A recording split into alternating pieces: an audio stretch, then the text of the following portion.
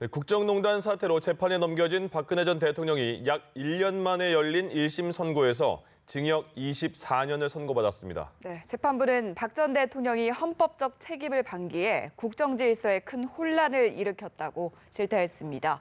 서울중앙지법에 나가 있는 취재기자 연결하겠습니다. 오예진 기자. 네, 박근혜 전 대통령은 오늘 오후 내려진 1심 선고에서 중형을 선고받았습니다. 서울중앙지법은 박 전 대통령에게 징역 24년과 벌금 180억 원을 판결했습니다. 재판부는 미르, K재단 강제모금 등 18가지에 이르는 혐의 가운데 16개 혐의를 유죄로 인정했는데 박 전 대통령이 국민으로부터 부여받은 권한을 함부로 남용해 국정을 혼란에 빠뜨렸다고 질타했습니다. 또 이 같은 일이 반복되지 않기 위해서라도 엄중한 책임을 묻지 않을 수 없다고 강조했습니다. 재판 시작 약 1년 만에 내려진 오늘 선고는 2시간 가까이 이어졌고 하급심 가운데는 처음으로 생중계됐습니다. 선고에 나오지 않은 박 전 대통령은 구치소에서 국정농단 재판 초기 변호를 맡았던 유영하 변호사를 접견하고 선고 결과를 들은 것으로 전해졌습니다.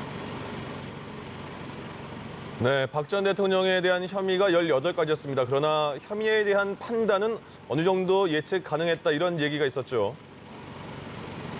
그렇습니다. 앞서 공범으로 재판받은 이들의 선고 결과를 통해서인데요. 법원은 그간 선고를 통해 박 전 대통령의 공모 여부도 함께 판단했습니다. 특히 박 전 대통령의 혐의 18개 중 13개가 겹치는 최순실 씨 1심 선고에서는 재판부가 공모 관계를 인정하면서 박 전 대통령 선고 예고편이라는 말까지 나올 정도였습니다. 오늘 재판부 판단 역시 기존과 다르지 않았습니다. 최 씨와 공모해 삼성에서 받은 승마지원금 72억 원과 롯데, KT 등 대기업의 직권을 남용해 부당한 이득을 챙겼다는 의혹을 포함해 블랙리스트 사건에 대해서도 모두 공모를 인정했습니다. 다만 최 씨 회사에 현대차가 광고를 발주하도록 강요한 혐의 등 일부 혐의에 대해선 무죄를 선고했습니다.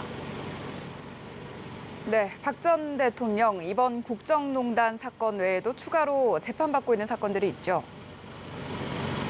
네, 박 전 대통령은 국정농단 사건 외에도 국정원 특수활동비 불법 수수, 그리고 공천 개입 혐의로 2차례 추가 기소된 상태입니다. 그러나 박 전 대통령이 재판 보이콧을 이어가면서 해당 사건의 선고 역시 오늘처럼 결석으로 진행될 가능성이 큰 상황입니다. 이날 결과에 이어 추가 혐의 역시 유죄로 인정될 경우 형량은 가중되게 됩니다. 지금까지 서울중앙지법에서 연합뉴스TV 오예진입니다.